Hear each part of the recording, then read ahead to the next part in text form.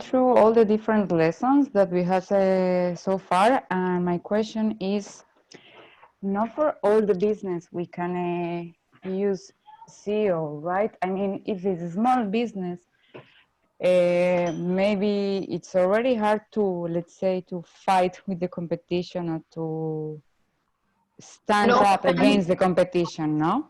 It all depends on the keywords that you choose. In the past 2 weeks, have been doing training for a small company that has an app for apartment gates in the US. Mm-hmm. And we had a lesson on SEO, and they implemented what I told them. And now they're on the first, and it took weeks, not months. And I'm always saying that it takes months.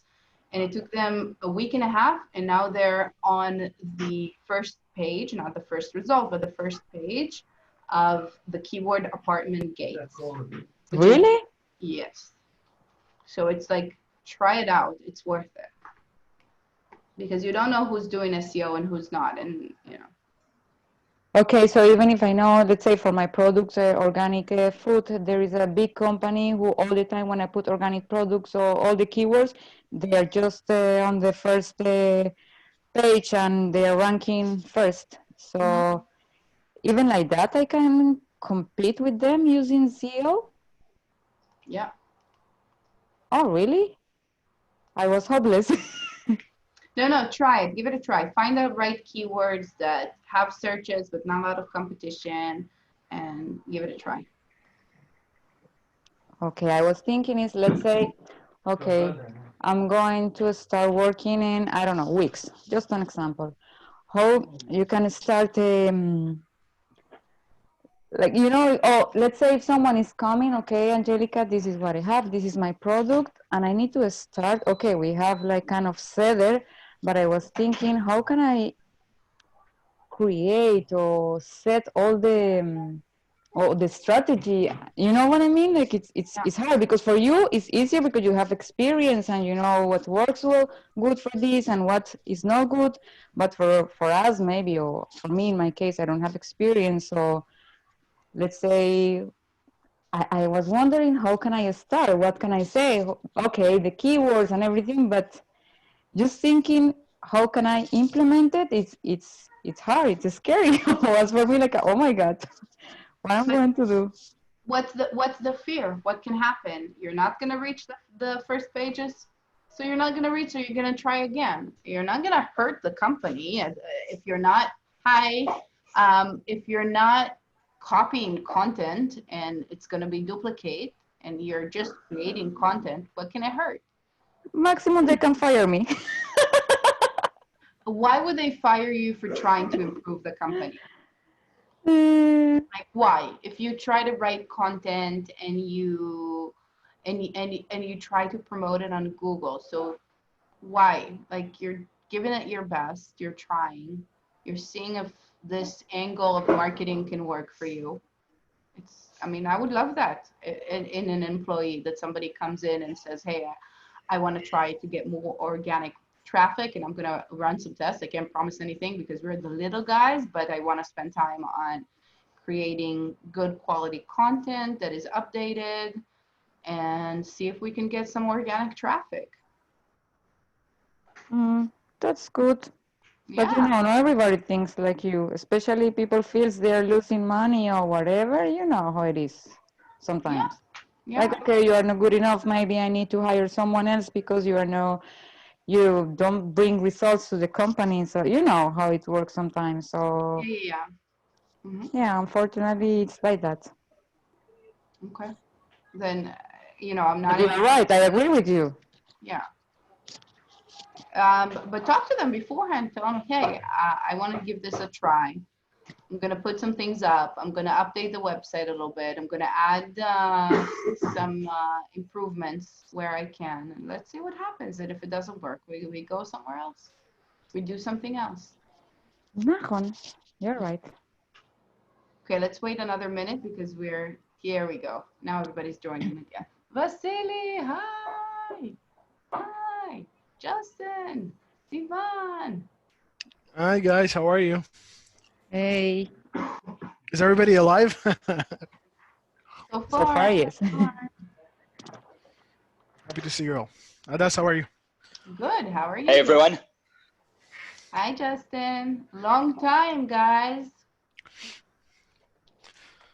I started to miss digital marketing. Me. You of course, my dear. Okay.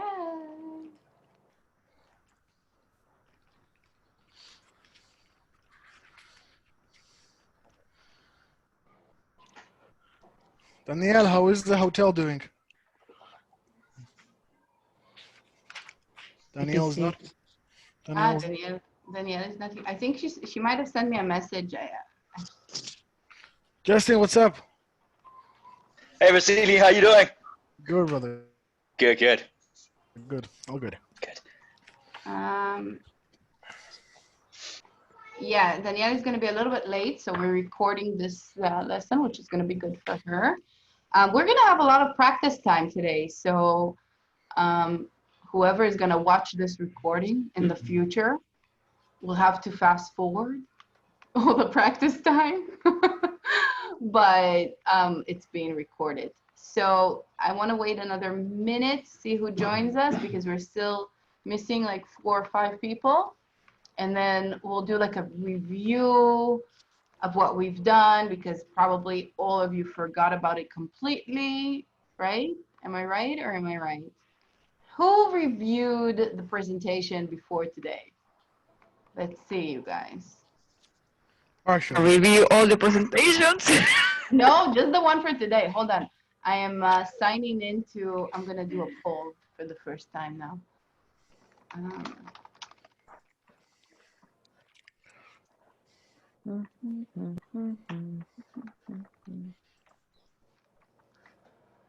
Okay. Now am I signed in now? Hold on. Can I do a poll now? Add the question. Okay, I'm gonna do the first poll.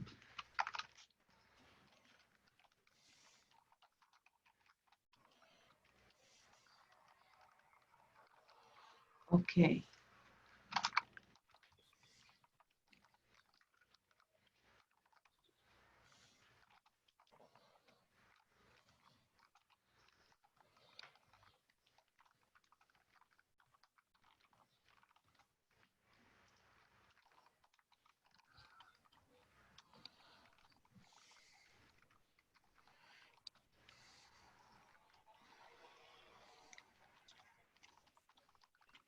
I'm doing a poll.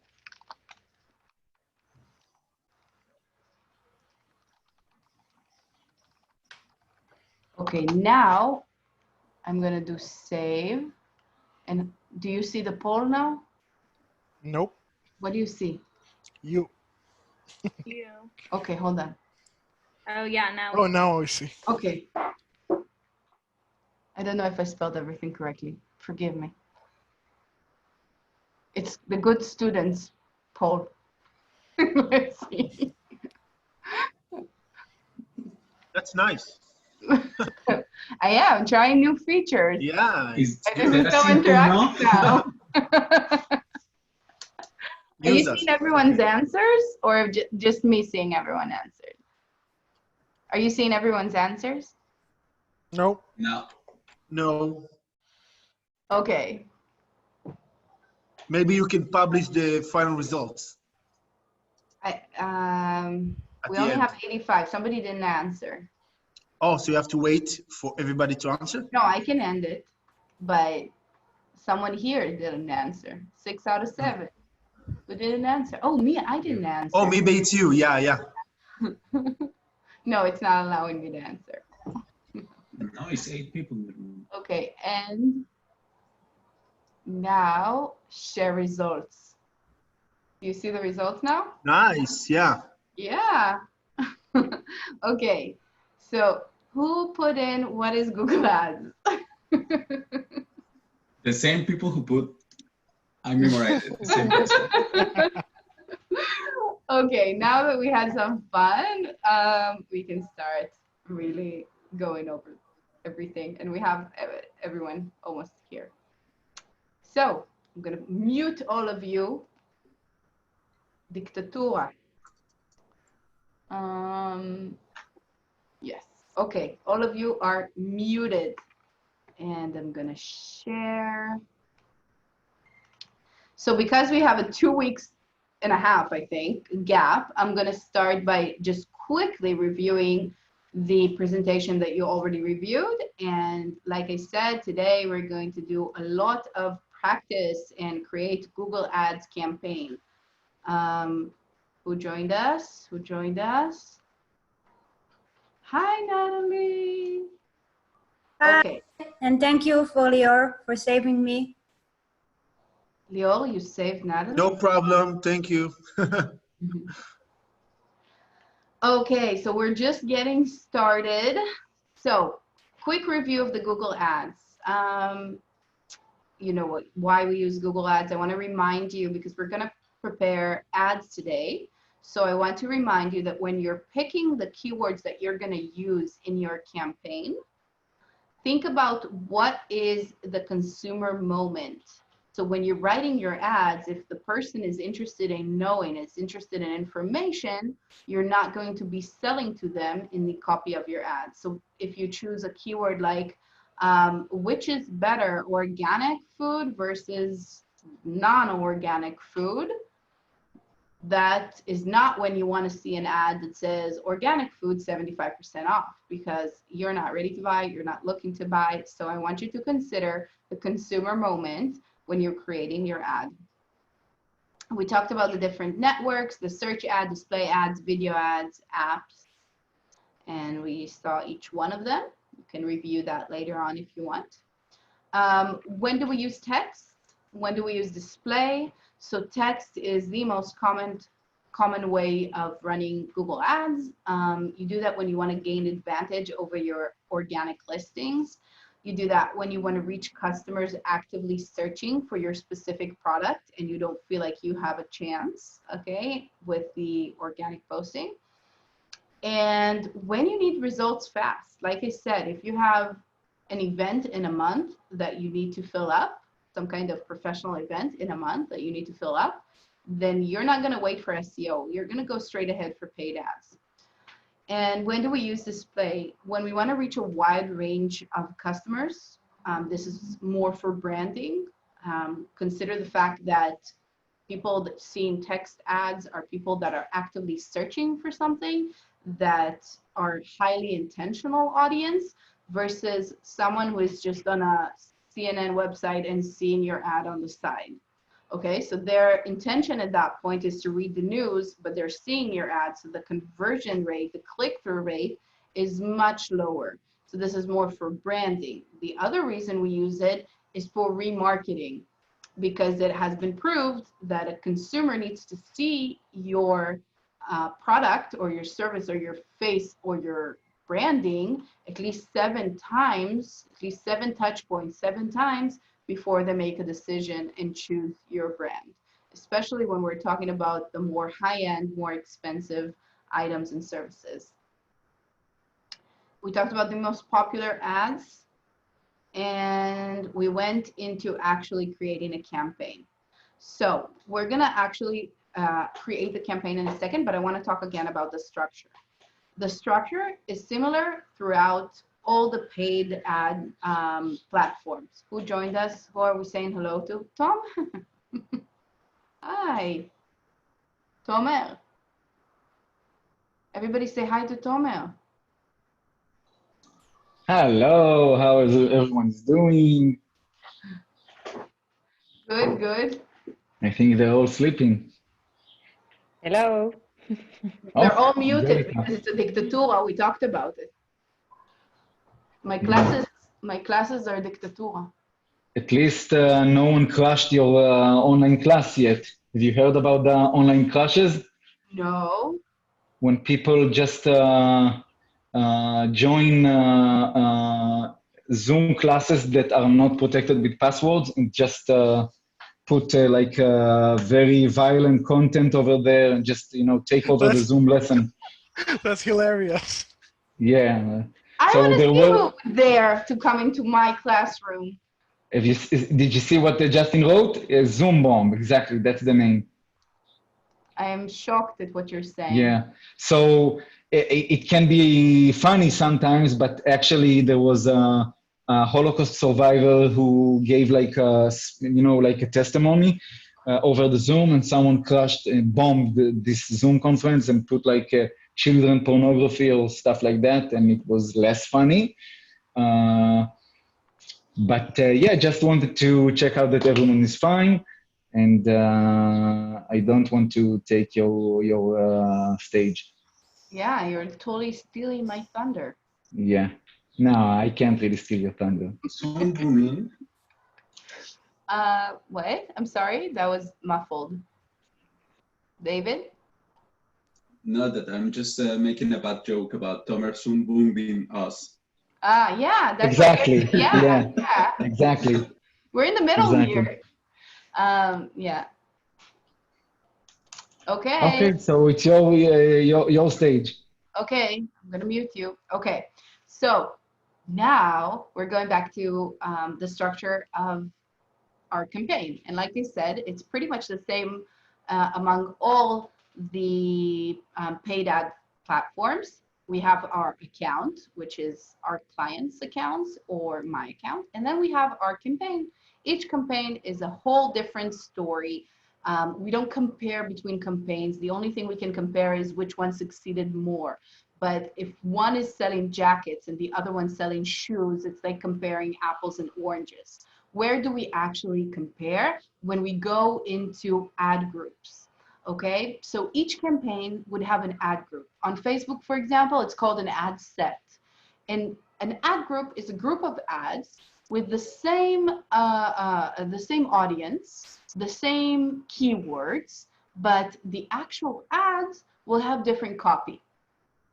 So we can compare between, now we can go back to partying because Tomer is gone. Yeah, party back on? Yeah, okay. Nobody's, I'm talking to a screen. Okay, so. I'm with you, Adas. I'm with you. I'm bringing the Thank you. alcohol. Okay, great. Party time. Wait a minute. So Adas, you've said like ad group, the same ads in each ad group has the same audience and the same target and product. So there's a difference between there's different audience between each ad groups in the same campaign. So when we create a campaign on Google, we create the audience in the campaign level.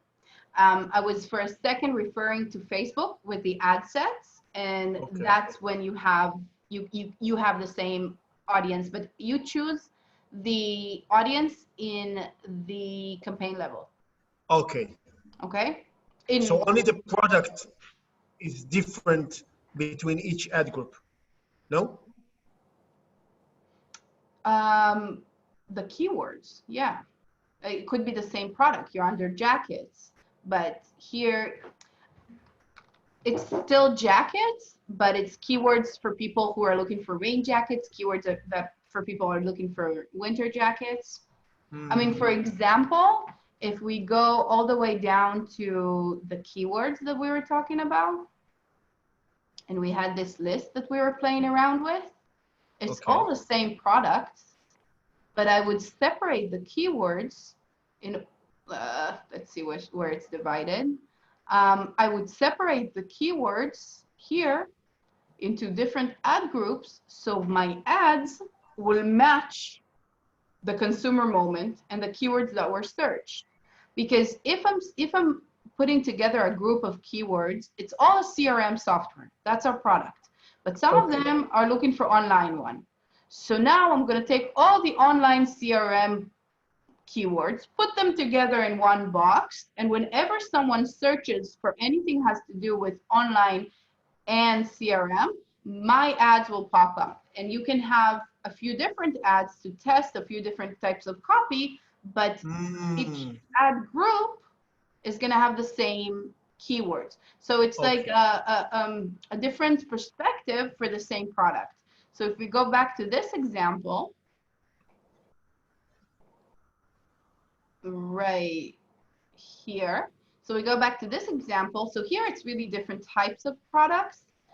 But here for shoes, it's all shoes, but men's shoes, kids' shoes, women's shoes. Okay.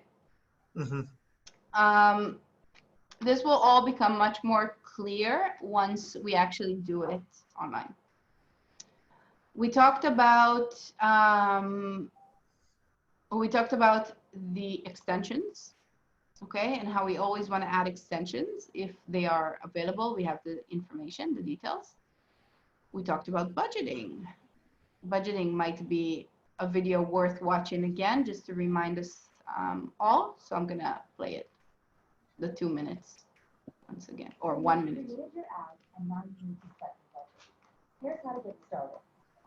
Google recommends a budget based on your product or service and location. However, you're free to adjust up or down as needed. The higher your budget, the more potential customers you can reach. Simply decide how much you want to spend every month, and we'll optimize your ad to reach as many potential customers as possible within your budget. So how does it work?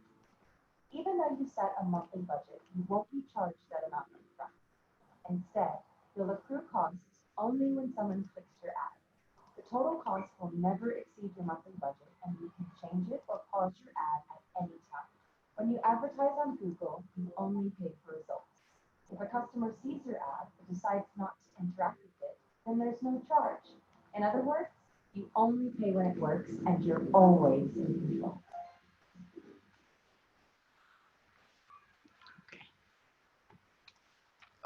So you Didn't mean to do that. Hold on. Okay. Okay. Let's do this for a second and percent. So then we talked about different types of keywords: brand, product, general, and competitors. Okay, so now we're not only thinking of keywords in the aspect of the consumer moment and what the consumer is looking for. Now we want to know what category it belongs to. This would be our strategy. Are we looking for showing up when people are searching for competitors? Are we here to show up when people are looking for a certain product? What's going to be our strategy? So if we have brand, we have Wix, for example. Product, we have here Cellcom TV. General would be like a CRM system, okay?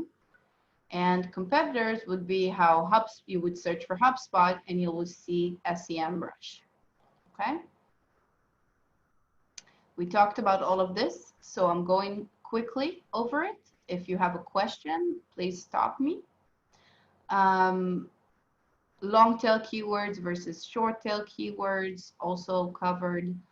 And we watched a video about, you know, how to pick them. Do you guys want to watch it again, just as a reminder, or are we good to go? Hold on, I'm gonna look at what are we saying? I'm saying let's watch it. Let's watch it. Let's do a yes if you, yeah, you guys need to watch again. Okay. Okay. Yeah, let's do it.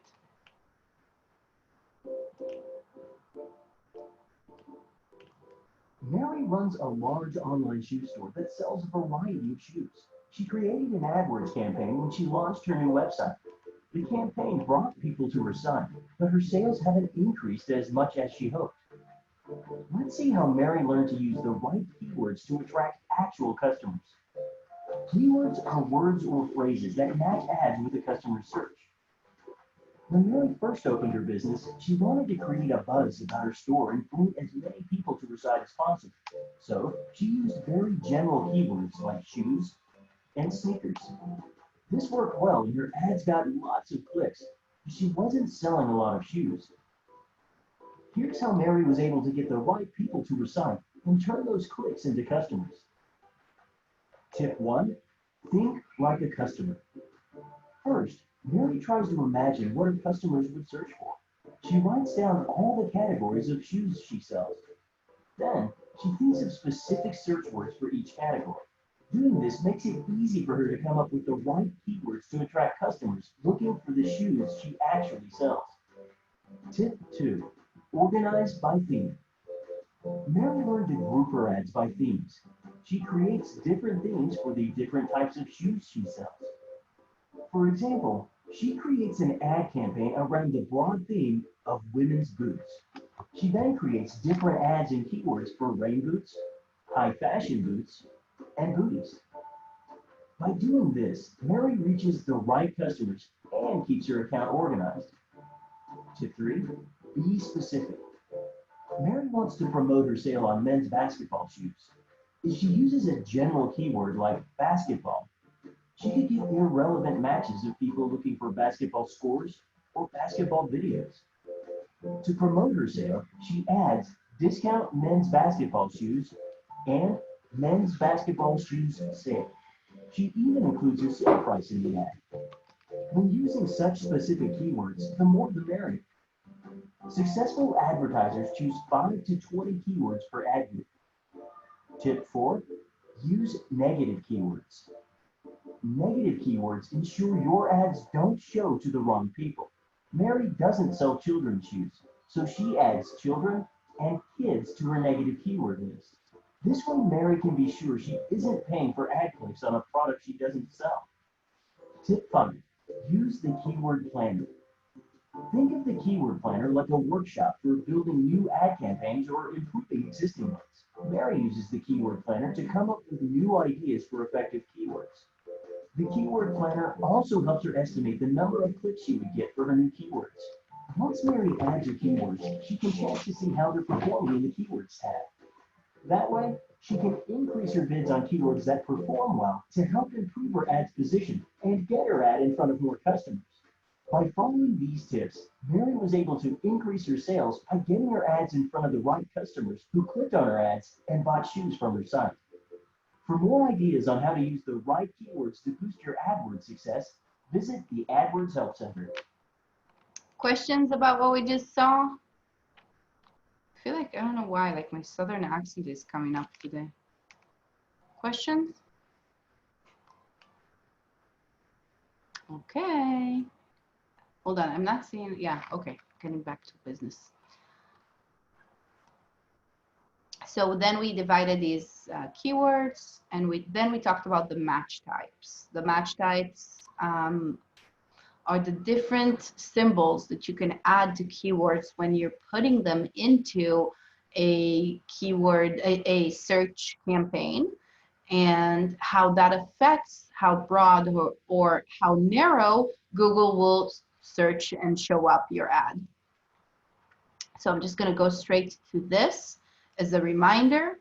If we're not adding any match type, any symbols, basically, let's say we are a website builder, that will include misspellings, synonyms, related searches, everything. So my ad could possibly show up with how to build a website, which obviously is not relevant if I am a website builder, okay?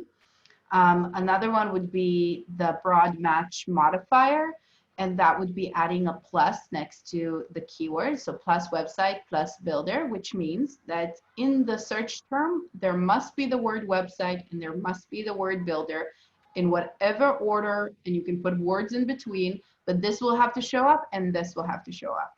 And that would be close variations, no synonyms, any order. So website template builder could be a keyword that my ad will show up on. And then we have the phrase match, which we can see here. That means that no word can come in the middle. It could either be before or after.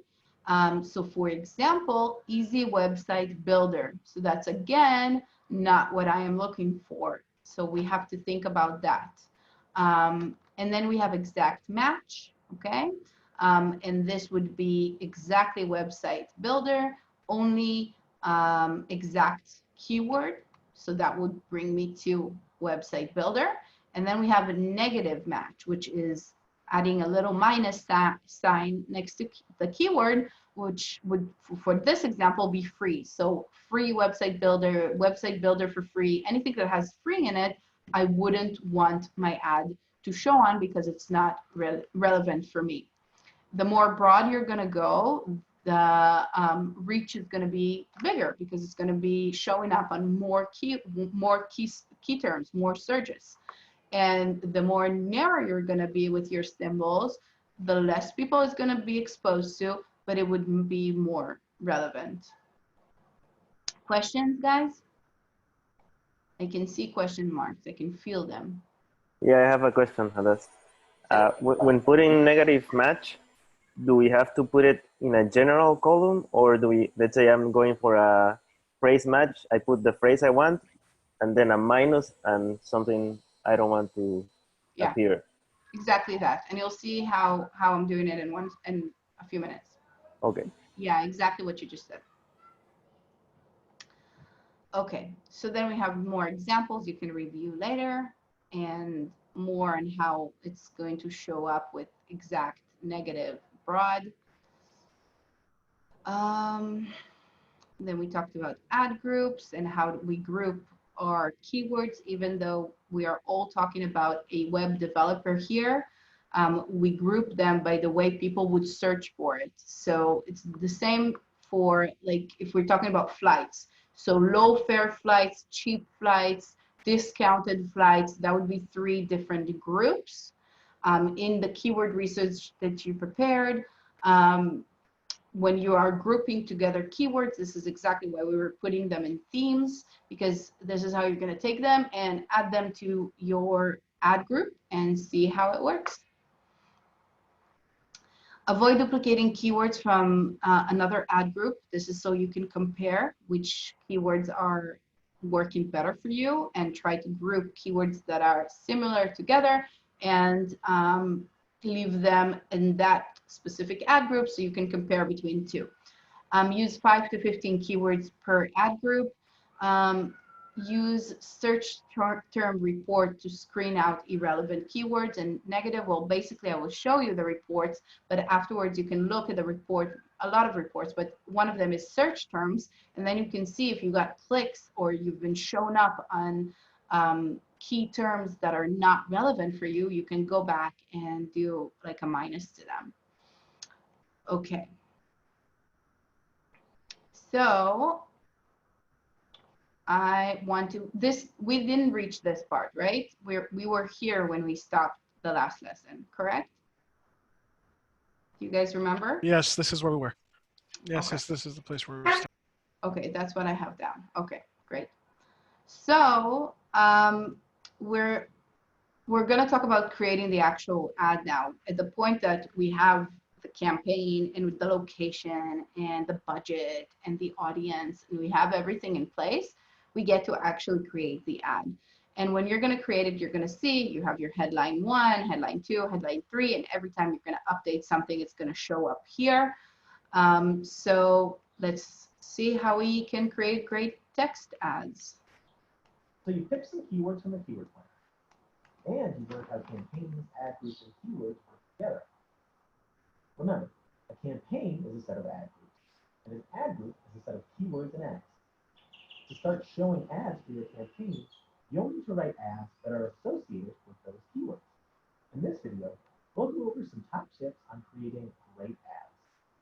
Before we jump in though, let's explore what ads are and how they work with queries and keywords. If a search query is a question someone asks Google, think of the search results as the answers to that question. Then keywords are triggers for your ad to appear amongst those answers. When someone's search matches a keyword in your ad group, the keywords tell your ad to show. So when you're writing ads, remember to keep them related to the keywords that they're grouped with. For instance, let's say your account has an ad group named Flower Bouquet Kit. Within that ad group, you might have the keyword DIY Bouquet Kit. If you do, be sure your ads also mention DIY Bouquet Kit. It's best to write at least 3 ads per ad. Different messages work with different people. The more ads you provide, the more likely you'll be able to show the right message. So let's write an ad together. Step 1, provide a final URL. The final URL is the actual page someone lands on after they click on your ad. This web page should be related to the keywords of your ad, like say a page on your site with all the DIY kits you offer. Step 2, write headline 1. The headline 1 field is the first thing people see in your ad. Focus on writing the best headline possible, since this has the most potential to make a big difference in your performance. Then, try relating this to the ad group's theme and keywords. And why not make it catchy too? Step 3, write headline 2. Headline 2 is separated by a dash from headline 1 in the ad. The best way to show value to someone is to think about their benefits and needs. You can highlight a benefit like free shipping, or your website's reliability with official site. Step 4, provide display tags. Your ad's display URL is the web page address that appears in your ad. This is an option to further connect your ad to a user's search, so that it's not just a totally forgettable collection of numbers and characters. Use the path fields to give people more information about where they'll go once they click. Step 5, write a description. Use the description fields to tell someone more about your business. Why should they do business with you? Try to stick with one clear message. If you have more than one thing to say, you can always create another ad or save that messaging for an ad extension, which we'll talk about later. Remember, keep what you say in your ad simple. Once you have keywords and ads, your ads can start showing in Google. But that's only part of the journey. Once your ads are live, you'll need to look at your data to see how your ads are meeting your goals and how you can do better. Check out our next video, Track Your Goals. Okay, so questions about what we just saw? Questions? Yes, please. Just the first part that when we create the ad, the first part, how do we build this theme? What do you mean? In the first part, when we are creating the ad, the one that says wall flowers or whatever, how do we? Which is the parameters that we use to title the ad? Which what? I'm sorry, I couldn't hear you well. Sorry. When we create the ad, which is the parameters for the title? I know the. Okay. So benefits, simple, and attention grabbing. That's what I always go for.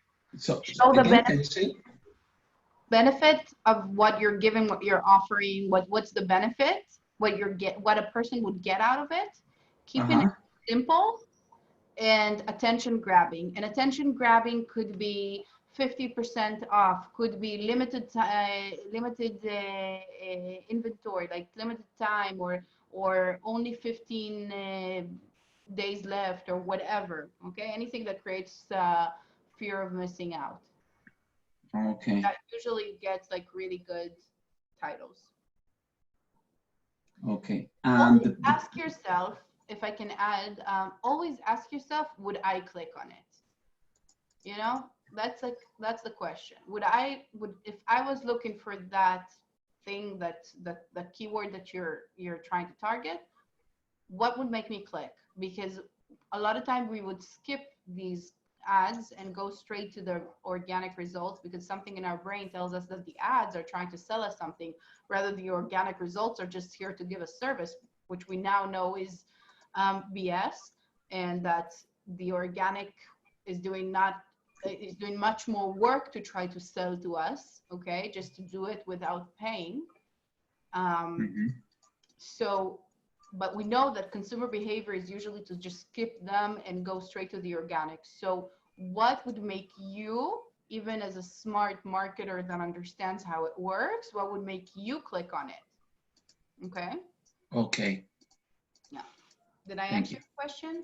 Yes. Just regarding the title, I don't know if you can just put the video again in some minutes after the introduction. There is a part that says about a little bit more. That the wolf. How do we? The Wolfari will be the name of the company that we are promoting, right? The what? How okay, I will ask you later for Okay. You'll see how it's built, and then you'll choose. Yeah. You'll see if it's so. So, and to your question here, highlight what makes you unique first. Think about the persona and what motivates him or her. Consider what makes you stand out, your unique selling point and key features. Use a call to action and make sure your landing page correlates and allows them to immediately do what you just asked them to do. So if you want them to download a free guide, immediately on the top part of the landing page, there should be a button inviting them to download the guide. It shouldn't feel like a clickbait. If applicable, use sale terms. Always grabs their eyes. If it's relevant for the keyword, again, if they're in the buy consumer moment, they're going to buy, they're looking to buy, they're looking for discount, they're looking for something like that, use a 25% off. These are ads. This is not an article. This would really help you with getting more clicks and having a higher CTR. Include keywords in your copy. Google is looking to see relevancy. That's the most important thing. If I'm looking for red Adidas shoes, you better have in your ad the best selection of red Adidas shoes, okay? And experiment 3 to 4 ads at all times, testing and trying and seeing what works best and what gets more clicks. Here are some examples that I added. Upwork, hire the best, trust your job to true experts, and you can see hire top quality freelancers fast and get more done for less. Benefit, benefit, benefit, benefit, and then services, okay? Forward 3D UK SEO Services awarded best agency in 2016.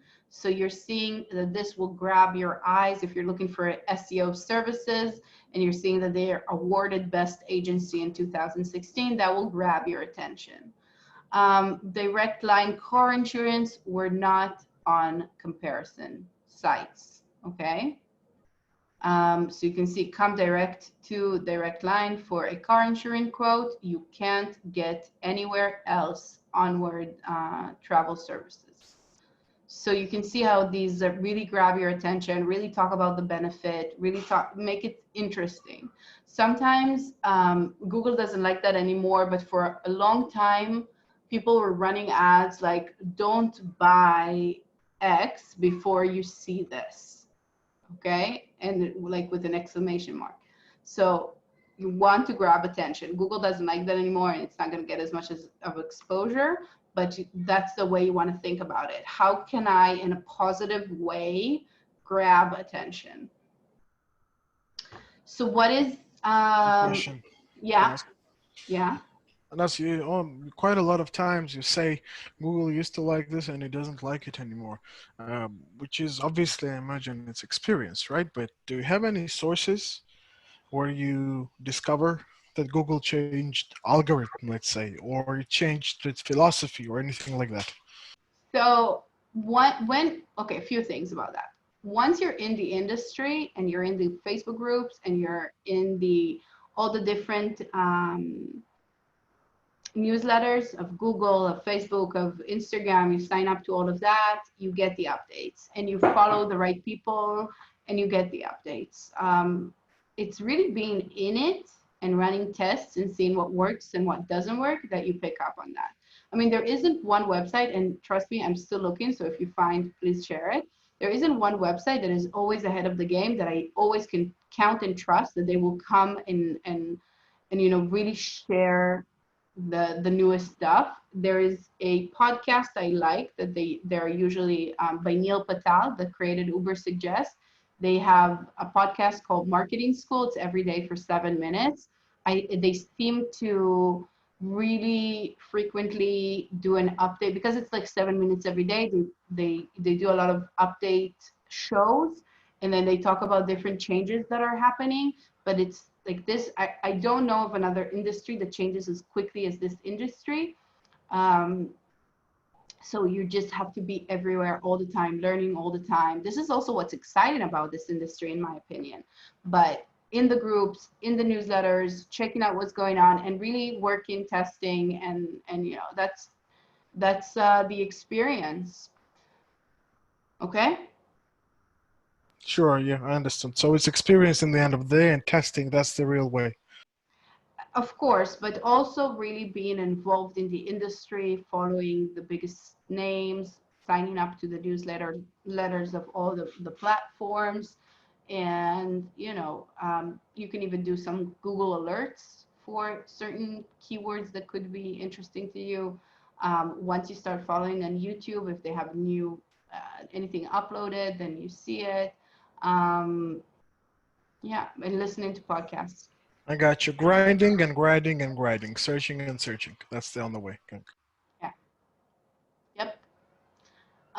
So what is a good CTR in Google Ads? Well, what is a good, currently, the average click-through rate for search ads on Google is around 1.91%, whereas the average click-through rate in Google Display is 0.35. Okay, so obviously much less than Google Display. It's used more for branding. Now, this is an average. What does that mean? That in consumer moments of buying keywords, this percentage will be higher, because when you're looking to buy new red Adidas shoes, you don't care so much if it's an ad or organic search. If it says original red Adidas shoes, 75% off, you don't care as much. So the percentage here for click-through rate would be higher.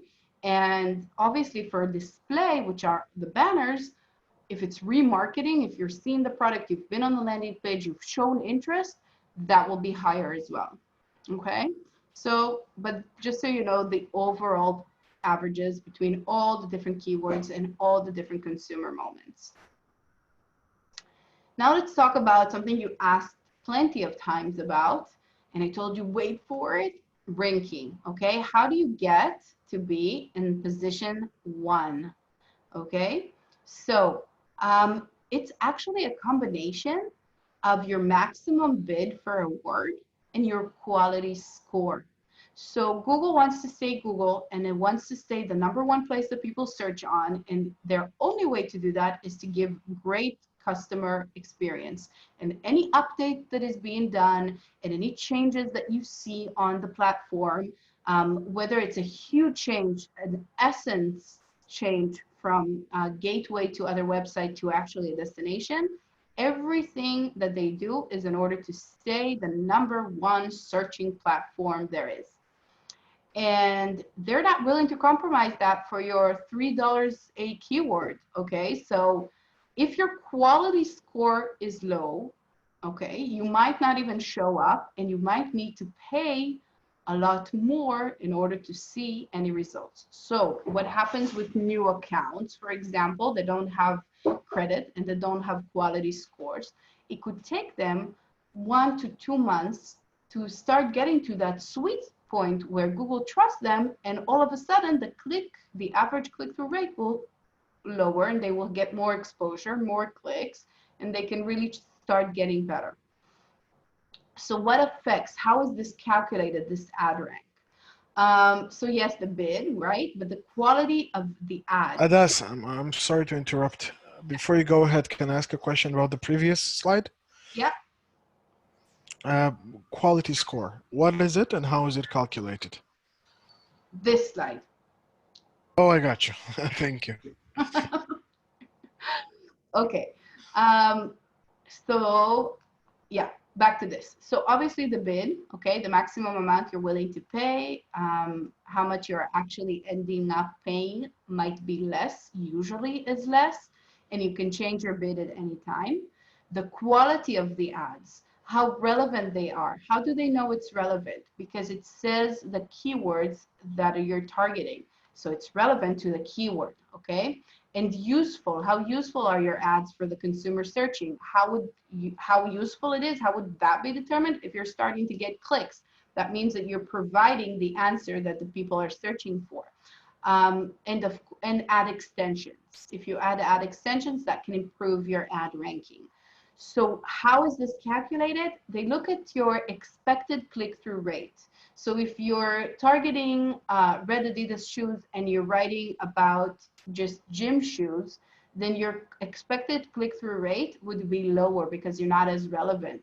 If you're a company that's been running for 10 years with Google Ads and you have great CTR, then you might already have a good expected click-through rate. If you're a company that advertises everywhere and you have a lot of people searching for your brand name on Google, that will, you know, give you a better chance of getting clicks. So if you're expected to get a high click-through rate, that affects your quality score.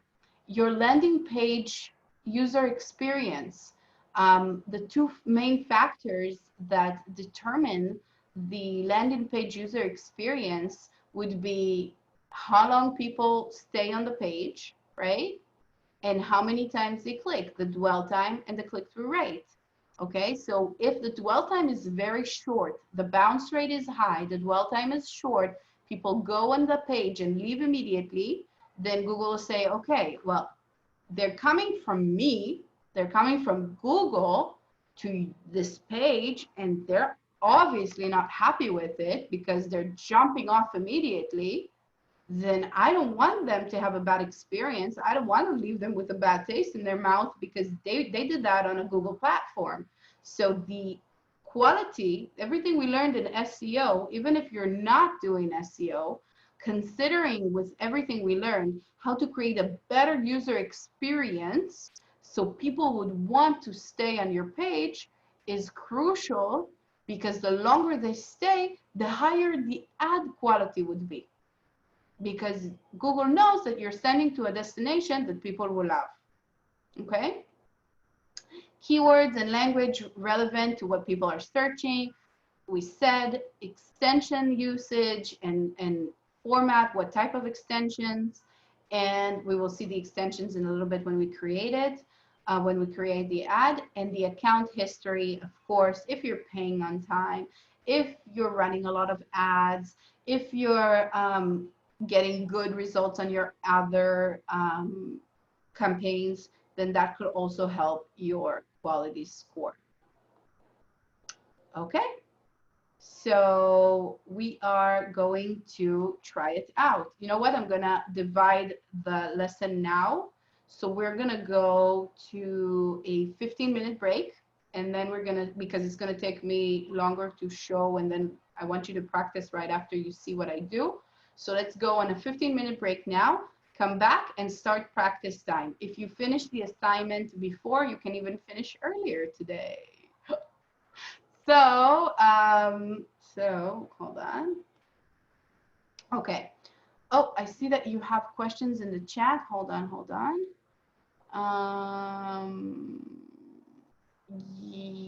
Yeah, I am recording. Oh, that's Tomaras, and he's not here. Okay, so I'm gonna pause the recording and I'm gonna open, I'm gonna share with you. Let's clear all. I'm going to share with you the process of creating a campaign. So I just really want to make sure that everyone here. So let's do this once again, guys. If you are with me, say yes, yes. Okay, Vasily, are you with us? So David and Vasily are still missing. Let's wait one more minute.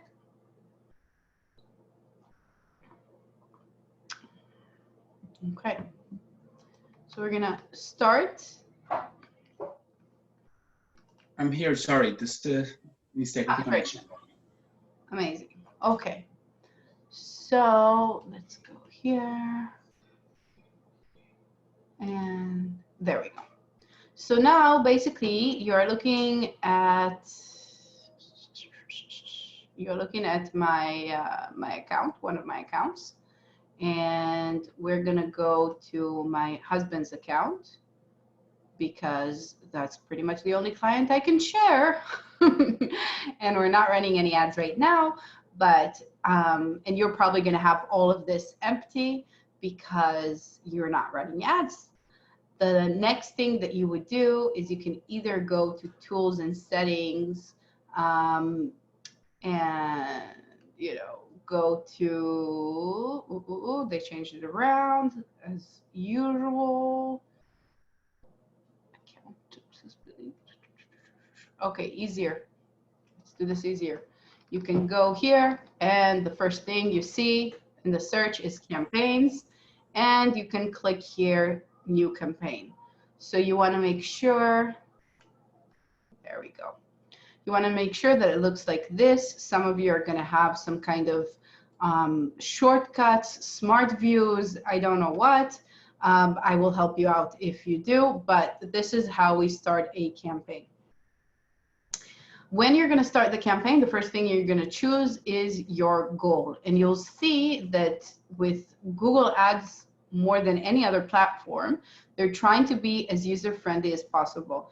Like I said, all their videos, the actual person who's advertising is usually the business owner and not an actual, marketer.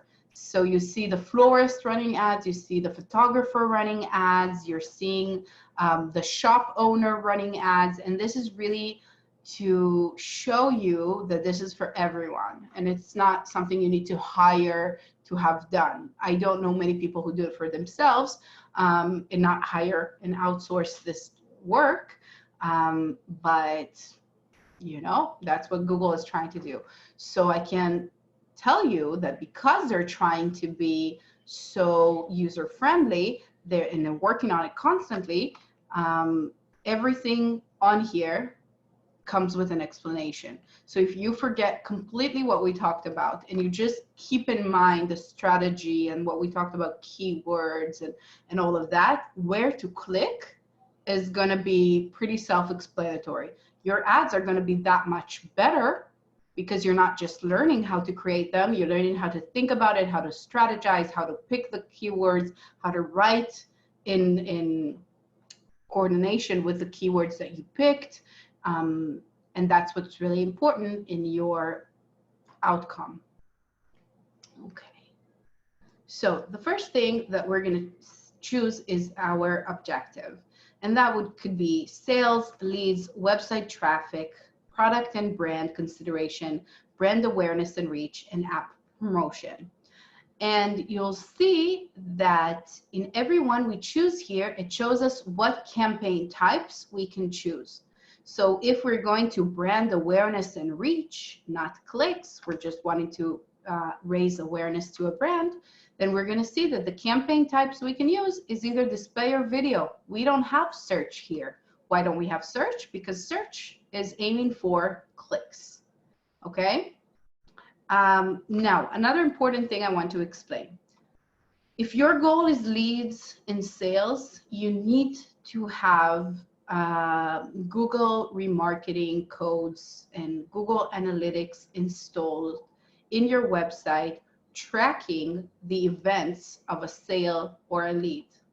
Because if you want the Google to target and to show up and to get you leads, you need to have your developer implement the right codes with the right events, saying, okay, when someone landed on a thank you page, that's a lead. So Google would aim to get more people to that thank you page. But for us, starting out, practicing and learning, we're going to focus on website traffic, because the website traffic means the clicks, and the clicks happen on Google platform.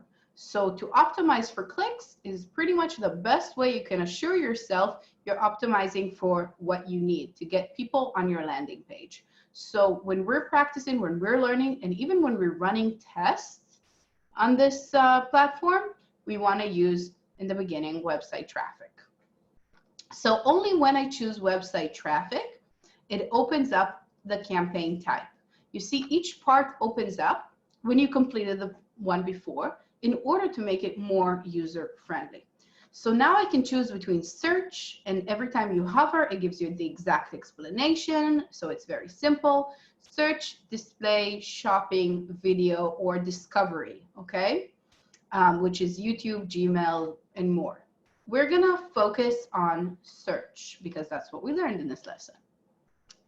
When we go, the next step would be select the ways you'd like to reach your goals. So, okay, so you're saying, okay, this is pretty vague. I'm not sure what that means. You can always click on this and read more on what you need to add here. So basically here you can add your landing page.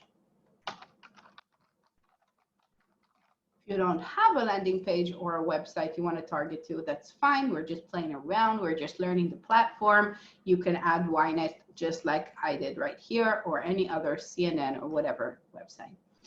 So the type is search. The goal is traffic, okay? And now the campaign name. Now, if you're going to be running a few campaigns, you want to name them in a way that you can really, you know, really understand which campaign it is. You want to give it a name that if you have 20 or 30 campaigns running, you can really see which one it is on. By the way, did you see what just popped up on the side right here? Do you see this? So they're constantly, really, always trying to get your experience to make it better. So they're all the time, how difficult or easy is it to create a campaign with Google Ads? So let's just say moderately difficult.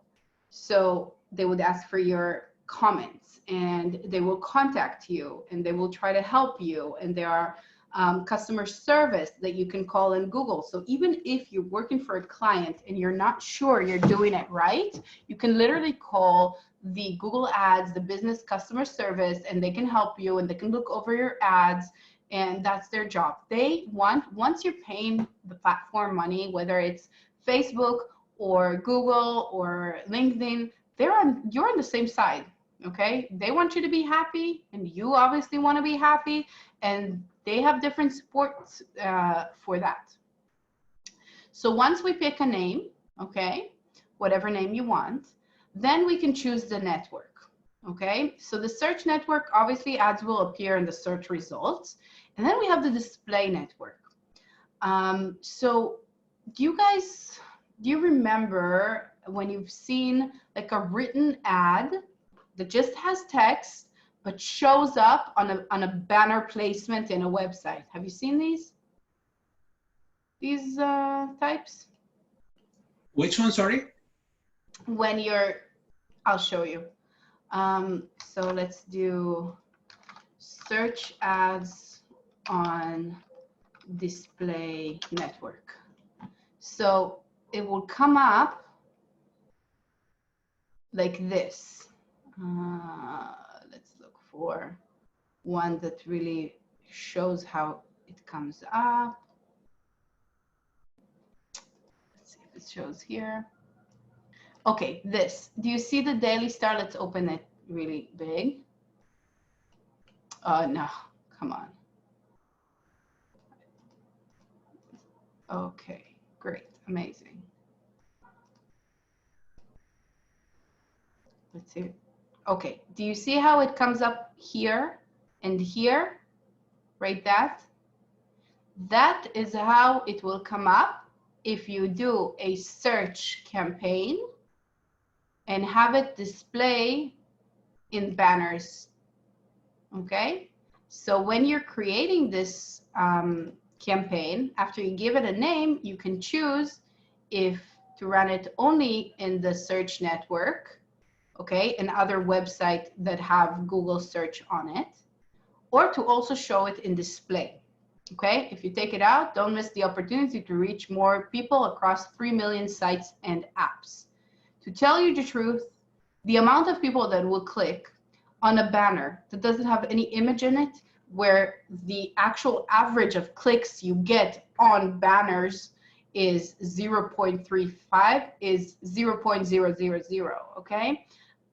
Personally, brand-wise, I want to use images on display network, and I don't want my search copy ads to show up in banners. Does it hurt you? No. Are you paying for impressions, for people seeing it?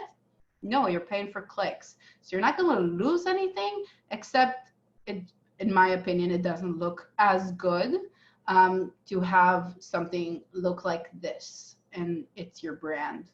You're seeing this, right? Because sometimes you need to do a new share. Can you just approve that you're seeing my example here? Right, see how it looks here and here? Yeah, okay, Sivan approved. Thank you. Sivan is with me. And Justin, okay.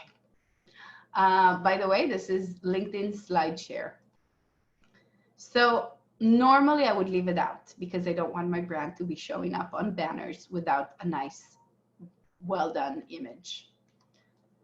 Now, the next thing you can do, and by the way, you have more settings, start and end date, campaign URL options. We're not going to go into that, but you can use different URLs to better track your links and where they're coming, your clicks and where they're coming from, but we're not going into that. It's more advanced and it's not always needed. I normally don't use it unless I have one client that has like many different campaigns, many different types, and I can't keep track.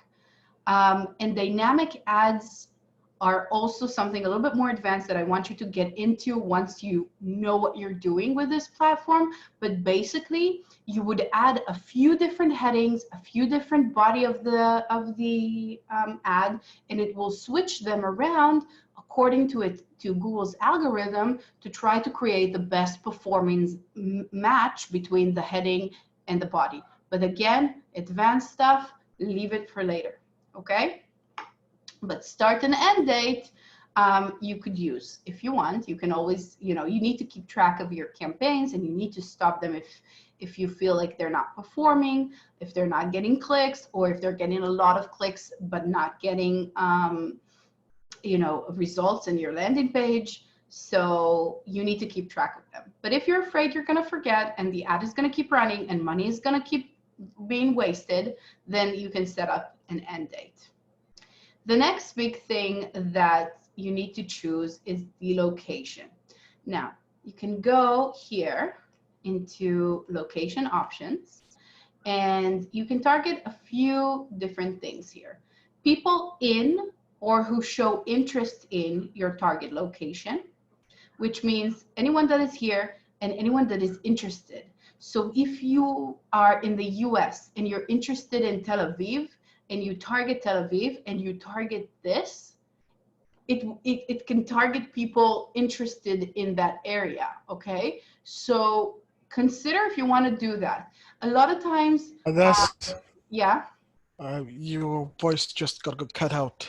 What was the last sentence? I'm sorry, I'm going to repeat that.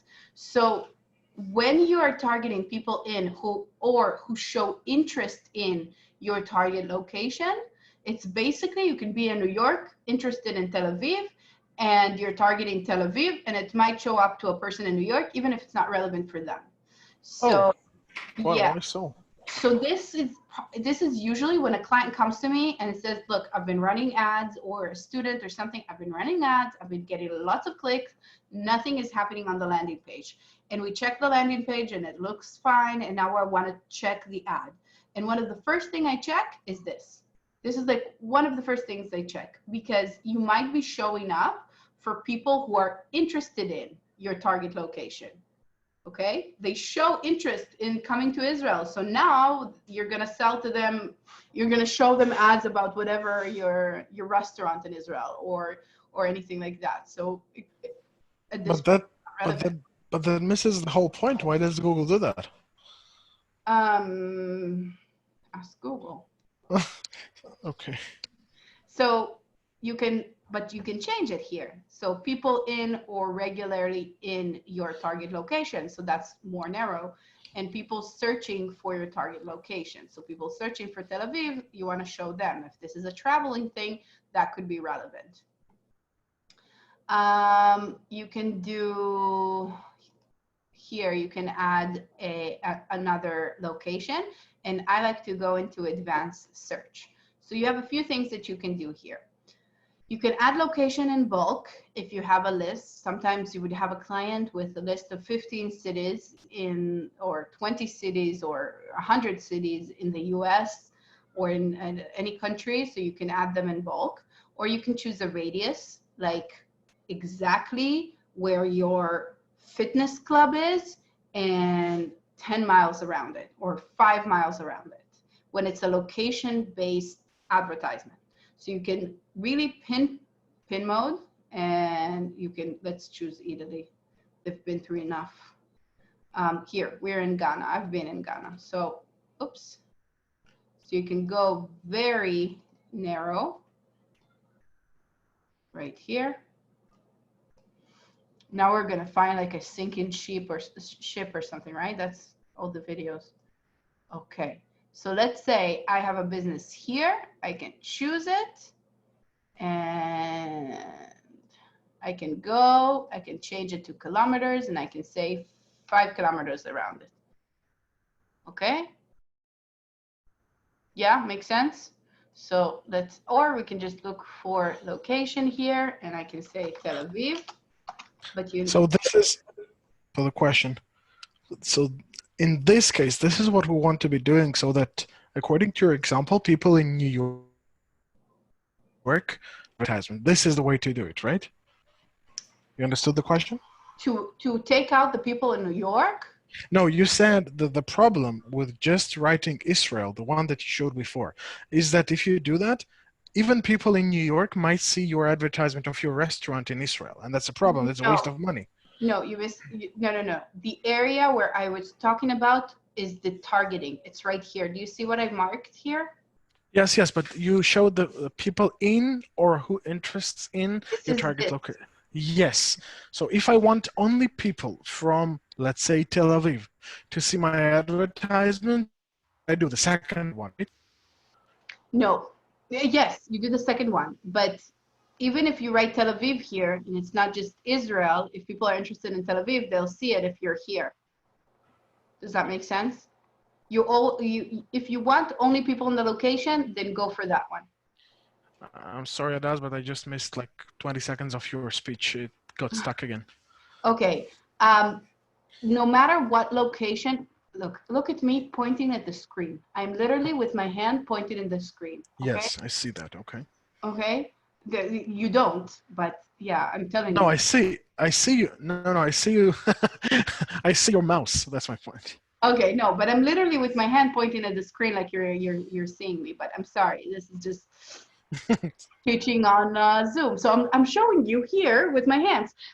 So no, basically what I'm saying here to your question is that the way you pick the targeting, that's how it's gonna get the people in Tel Aviv or in wherever you're choosing, right? Even if it's a radius, okay, like we did with the gym club we just talked about, it's in that area, okay? Yes. People in or regularly in your target location, yeah? Yes. Okay, so let's go back to advanced search, and we're in location. So let's say I want to do Tel Aviv. So it's going to choose the Tel Aviv area, which is taking a little bit of Ramat Gan, Herzliya. It's going pretty broad when we're doing Tel Aviv here. And I mean, come on, 6 million, okay? So I'm saying let's choose, for example, Ramat Gan, and I want to exclude them. And let's say that our product is non-kosher and it's not suitable for kosher. So who am I going to take? Bnei Brak. Bnei Brak. Exclude them also. Okay. And now we are targeting more accurately to what we're trying to who we're trying to reach. Okay. So let's say that, and you're seeing in the targeted location, Tel Aviv. Just look at that, 6 million. And then I'm excluding Bnei Brak and I'm excluding Ramat Gan, okay? And then you have the targeting option for the people that you are targeting, and you have the targeting option for people that you're excluding, okay? So people in your excluded location, or people in or show interest in your excluded location. So if I'm in Tel Aviv showing interest in Bnei Brak, if I'm marking this, then I'm not gonna see it even though I'm in Tel Aviv. Okay? Don't hate me. This is Google, it's not me. Now explain the last point once again, please. So like you have options for the targeted audience, the Yes. targeted location, you have options for the excluded locations. So the first one is people in your excluded location. So anyone in Bnei Brak, anyone in Ramat Gan searching for my keywords will not see my ad. And if I click here, it's people in Bnei Brak or Ramat Gan, or they show interest. So they could be in New York showing interest in Bnei Brak, cuts them out. They could be in Tel Aviv showing interest in Bnei Brak, take them out. I got you. But what does it mean if they show interest? They're in New York, but they show interest in Bnei Brak. If we have a restaurant, let's say we have a restaurant in Tel Aviv. Okay, so I'm in New York, and in what way I'm showing interest in Bnei Brak? You understand what I mean? You would search for something Bnei Brak. Not mentioning restaurant on. Oh, if I Google restaurants in Bnei Brak, no. Yeah, exactly that. You got it. Yeah. I have a question. Yeah.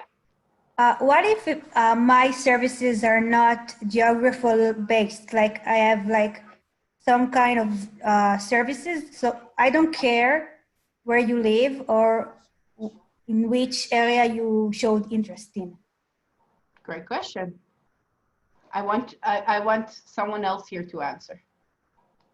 Let's do a group chat. Then so what we do go. if you don't have a then- local location? Then we focus on interest, on keywords, right? Not on the location. Not just that. I mean, no, I'm gonna let you try another one. I want to get another star. I want a star. Isn't there an option for all territories or something? So it's There is, but you don't want to show up in third world countries if they're not relevant for you. You don't want to show up in. you put a broader range or like whole continent. I don't know. So what you do is you think about the audience and where they live. So let's say you don't care where they live as far as you providing the services online, but who is it most relevant to? And then you can even test different areas and see where you're getting more clicks. Are your target audience, your persona, the person you created a empathy map for, where do they live? Are they in Boston? Are they in Tel Aviv? Where are they? Even though you don't have to be in that location, where does your target audience live? And it could be many places. And it could be really specific, like 10 places, or you could be testing different placements. Does that make sense, guys? Yes. So Natalie, do you want to give me an example? Or No, my product, my services, it's a law firm. So it doesn't matter if you live in Tel Aviv or you live in Kiryat Shmona. So it's Israel, yes, I get it now. Okay. So what do you kind of? You, 1 second. My question is to you, if it's a law firm, yeah, there, got it. Law firm, if it's a law firm, it's not online completely, or is it? You do have an office usually when it's a law firm. Yeah, it's not entirely online, but you don't have to live geographically in one place in order to be needed a law firm. So you don't have to, but do you agree with me that most of your clients are around your area? Like if you're in Tel Aviv, do you agree with me that someone in Kiryat Shmona wouldn't necessarily drive to Tel Aviv for a law firm?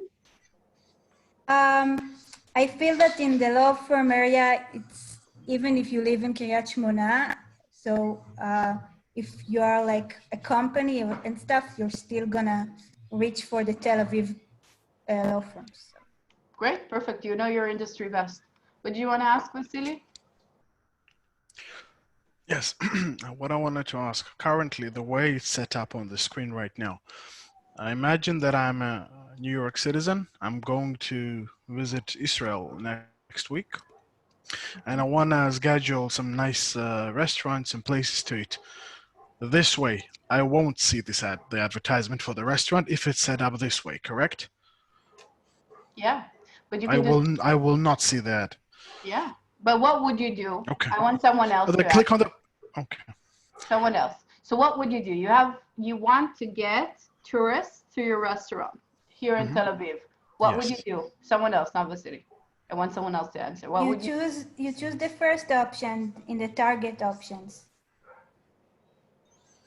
You can, but then you're not getting only the tourists. You're getting the people here also. You're getting the people who are already in Tel Aviv. So it's a combination of two things. So you do exclude. You can, but again, this is the complicated way. Let's think that now we are trying. Maybe the keywords, like people who is interested in traveling to Tel Aviv.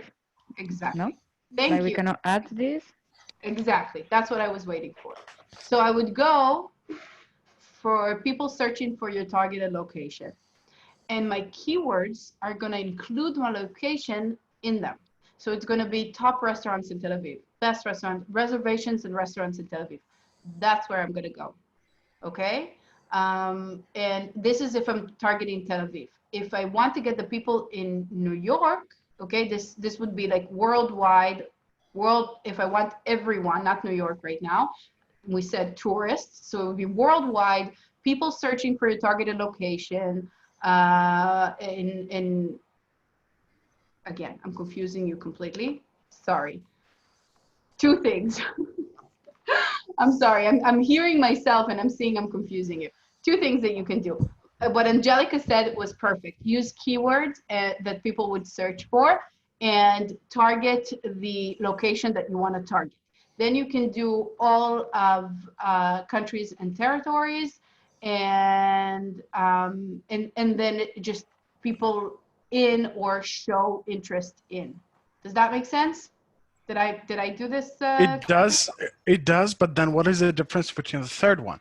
People searching for your targeted locations. That's when you have Tel Aviv. That's why I got confused when I said that before. That's if let's say I'm doing Tel Aviv and I want all countries and territories, that's where I got it confused, okay? Okay. So I'm gonna add Tel Aviv and choose that one. And if I just want to base it on keywords, then I would go for all countries and territories. And this is for people who are planning their trip in Israel. Yeah. Okay. And I can also do another thing with what Angelica said, and I can go and enter a location. Okay, so let's take out what we just did and go and enter New York, let's say, or whoever I think might come. And I'm going to target them. And then I'm going to go for in or show interest in, okay? Because, you know, it's in New York. And or just people in New York, you can also do either one of these. And I would use the keywords that would include Tel Aviv. I hope now it makes sense because now it's organized in my head. So yeah, we got it? Now, indeed, it does. But the conversation was, what if I want to target all tourists coming to Israel, not only the New York tourists? But of course, this makes sense. Absolutely, what you just all wrote. Countries, yep, all countries, and use the keywords. And the second part, I do people searching for your targeted locations. The third line. Yeah. Yeah. Gotcha. Thank you.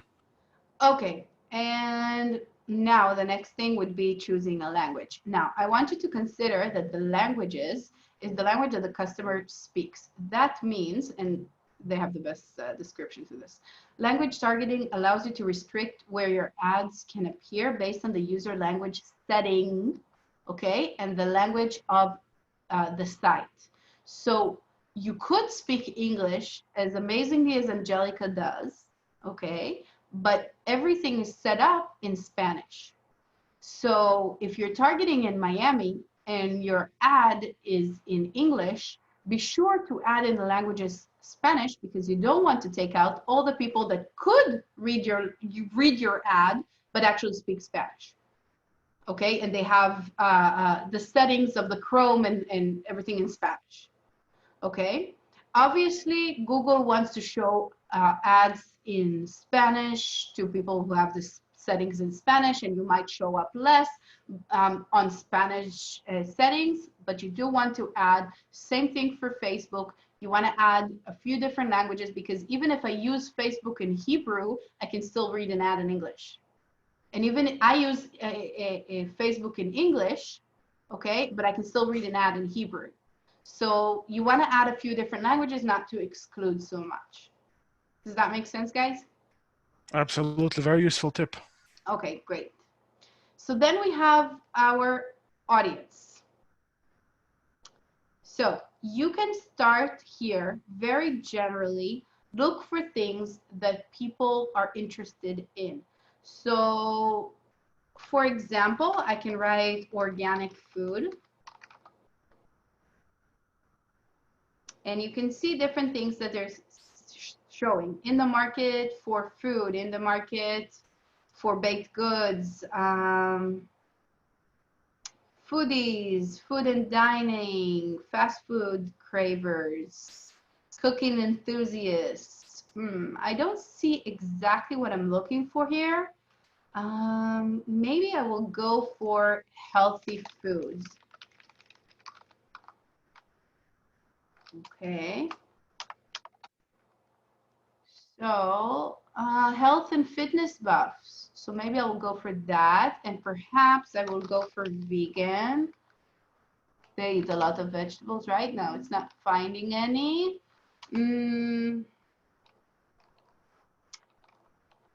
Veggies. Let's see. No. Okay, not so much. This is not the best targeting tool, the audience in Google Ads. But you can add some more data for Google to what type of people would enjoy your service or product. Okay, there are many different things. Real estate, luxury travelers, people who like to travel, fashionistas. And you always want to leave it an observation. You don't want to narrow the reach to only people that are considered by Google to be one of your selected audience data points. Okay, so you do want to tell Google, listen, if you know that someone is a health and fitness buffs, they might be interested in my product. So keep that in mind, but do your thing and don't narrow it down to only people who are considered health and fitness buffs. Yeah, makes sense, guys? I need feedback to make sure before I send you to, okay. Indeed, yes, it does. But what is the next thing? I think it was ideas, it said, on the top. Yeah, but it's going to give ideas based on Ynet. Not because okay. that's the website that I put. And you can browse. Right So this is basically where we characterize our potential client. This is what we did when we created that, that character. Okay. So you can try all three tabs. You can just do a search, or you can go into also browse. The ideas are going to be based on the website you put in. That's why I'm not going into this. But the browse, and also you see that, this is not the best. Google is not the best in the targeting area. As far as, picking what people are interested in. You'll just wait and see what we can do on Facebook. We can literally know everything through Facebook and target a mom of 2 kids who lives in an expensive zip code, who likes to travel, that has a cat and likes coffee in the morning. Like, I can find her with Facebook. With Google, okay, fine. They don't have enough data like on Facebook, because on Facebook we have a lot of interactions. We go into groups. That's what they were trying to do with Google Plus, but that didn't work for them. So they don't have that much data points to actually put us in the. So I put Ynet. What do they have for Ynet? Financial planning, life insurance, investment services, and then baked goods. Okay, so it's so general. And in the browse, you can go and try a little bit more if it really matters as far as demographics. If it really matters that they're parents, fine. If it really matters that they're single, your product, okay. Try to get more specific. But even though we're just giving Google hints and leaving it as observation, okay? Don't narrow the reach for your campaign. Okay, guys? I have a question. Yeah. I don't know if I understood correctly, but basically audiences is like suggestions from Google, or it's a must that we should use them? It's not a must. Okay. Not a must. It's basically a recommendation to Google what type of audience would be interested in your ad. So it can be like a complement for my campaign and my segmentation? Yeah, look, you saw how when we did this was closed. Google has a tendency for the things that are a little bit more complex, less impactful, to be closed when you're doing this. So this was, so it's not crucial, it's an added bonus. Okay? Okay, it can be part of, I can use it as a part of my campaign, but it's not like, yeah, like, okay, sababa. No a must, Yeah. I can use it. Yeah, that's targeting audience on Google. That's pretty much exact how I would describe it. Okay. So then you have your daily budget, okay? The average amount you want to spend each day. Now, over 30 days, let's say I'm saying, okay, I want to spend 100 shekels a day. So if I go over 30 days, that would be 3,000, right, guys? So it's not going to spend over the 30 days. It's not going to spend more than 3,000. But if there is a day that a lot of my audience is online and everybody's clicking the ads and everything is going great, then I might spend on that day 200 and not 100, even though that's my daily limit. But on the day after or another day where Google feels like it's not performing as well, or they want to give other ads, you know, being on the top positions and all of that, then you would spend like 30 shekels that day. It will even out. And in the beginning, I know you're all like now, well, how much should I put? Okay. You know, you should start out with a budget that you can run tests with. You don't want to have 5 shekels a day. Okay. If you do 50, 60, 100 shekels a day, in a few days, you will be able to see what goes on. And obviously, like I said, one of the first things I say about Google ads is in the first month, you're going to be running so many ads, so many campaigns, trying to find the right place. You still don't have, if it's a new account, you still don't have credit on Google. So it's still going to charge you, you know, it's still going to be harder to show up. You're still going to get less impressions, less clicks, and it will get better with time. The benefit of this and why you should feel safe to test and try is because if you do not get clicks, you do not pay. So if your ad shows up in not so relevant keywords and people don't click on it, you don't pay. You don't pay for impressions. On Facebook, you pay for impressions. On Instagram, because it's part of Facebook, you pay for impressions. If it's showing up on your feed, the advertiser pays for it. So that's why these platforms really want you to stay so long on their platform, because you're viewing more and more ads, so they're making more and more money, and we as advertisers are paying for these impressions. That's not the case here with Google search ads. If someone is clicking, you're paying. You want to see what happens? Display ads. Sorry, the display ads. We pay for impression in the display ads. Some of them, yeah. Okay.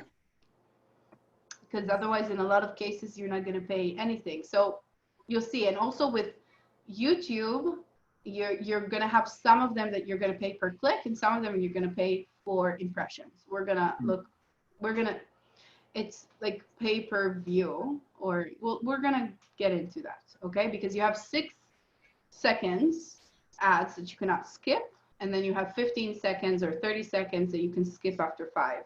So you'll see, it changes. So we'll get into CPM, cost per mille, cost for impressions. We're going to get into it. Great, thanks. So let's say that I'm going to start out with 100 shekels a day, okay? And then what do I want to focus on? If I'm focusing on conversions, okay, that means that I have conversion tracking with my Google codes in my website, okay? If I don't, which most of you will not have, I'm going to focus on clicks. I want to get clicks, because Google will not know how to focus on conversions if they would not know what conversions means in my website. And another thing is, if you know you have expensive keywords in there, that their averages are high and your product is, you know, lower than their average cost, then you can set a maximum here. I don't want to pay more than whatever cost per click. I can say I don't want to pay more than 20 shekels per click, Okay. Okay, let's see if anything here is, yeah, this is another thing I wanted to show you. Ad scheduling. So let's say I am selling a product I don't want to show up on Friday and Saturday. I can do all days but Friday and Saturday. Another thing that is important to understand, if we have a low budget client that doesn't have 7,000 shekels, 5,000 shekels and up, more than $1,000 to run ads on Google, what I normally do in order to improve conversions is I'm not gonna use, if you know, you set up the daily rate and then you say, okay, I wanna show up on Mondays, Wednesdays, and Fridays, for example. And then it would take the $100 a day limit that you put, and it's gonna take 300 and put it on that day. That's just a tip out of experience of working with low budget clients. You wanna focus the money and the attention to specific days that you see are performing more. You're gonna test it out, try different days, different campaigns, but lower budget, connect them to 3 times a week and you will see the effect because you're gonna have more money to spend on these days because you're setting 100 shekels a day that has to spread out over 30 days. That's 3,000 shekels. And now it needs to be divided into 3 times a week or 2 times a week. So it's gonna take all that money to those times and will create a bigger impact and a bigger effect. Okay. Optimization, leave it as prefer best performing ads, of course. Okay, and now we have the ad extensions. Get up to 50%, 15% higher click-through rate by showing additional information. Now, just to show you how many, we have all of these extensions. So we're not going to go over every one of them because I want you to have time to practice today. But just to show you, let's say we have call extension. Okay, you just to open that and say, okay, I have a phone number, I want to add it. Does it mean that every time your ad is going to show up, it's going to show your phone number? No, Google picks when to show it and when to not, and you can't control that. But when they do show your extension, you're getting that much more real estate on the search engine results page, and you get that much more clicks because you're taking up more space and it's more prominent and you can get more attention. So here we already have a number that I use, but if you want to add a new one, you're always going to have this button to show new ones, okay? And you can add the number. Let's say here, this is in Hebrew, but you can add a site link. Okay, so remember when we saw here, let's go back here, okay? Remember when we had these check availability, view roommate Grace, these are site links extensions. You're seeing the presentation right now, right? Give me a yes, just to make sure that me jumping from one. Yes, where? Okay, so that would be the site links, for example. Let's just pick another one that we can take a look at. Lead form will allow you, this is brand new this year. Lead form will allow you to create and look how this comes up. You click here and it gives you a lead form within the ad without going to another landing page. Can we see an example of that? Do you have it? So new, let's see, Google lead form.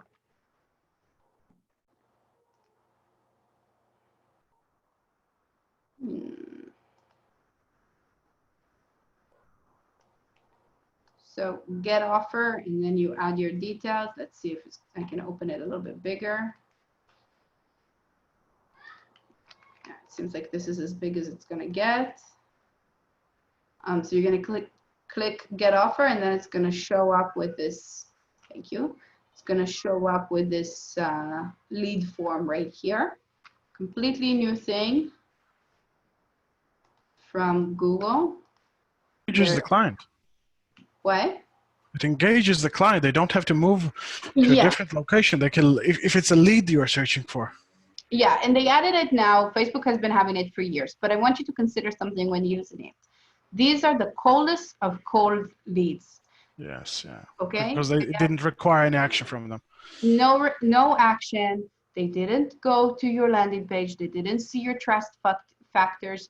They didn't see your social proof. They didn't see what you're all about. They're just, they saw an offer and they're filling out their details. So if you're working with a sales team or you have phone representatives that are running phone calls, these are the coldest of cold leads, okay? So keep that in mind. It's possible if you have people sitting on the phone all day that they can talk to, but keep that in mind that if a client gets 100 bad leads, they're not happy for the time you spent, the money that was spent, and you know, the salespeople that are being burned out. Let's see, location extension, for example. So you can go and create an extension location and you add your location and you can preview it, how it's going to look when you have the location. So this is your time to play around, look at all of these, test them out, preview them, look how they're going to look, add new ones. Just really see all the ad extensions and what's relevant for your business and what you're selling. And then you save and continue.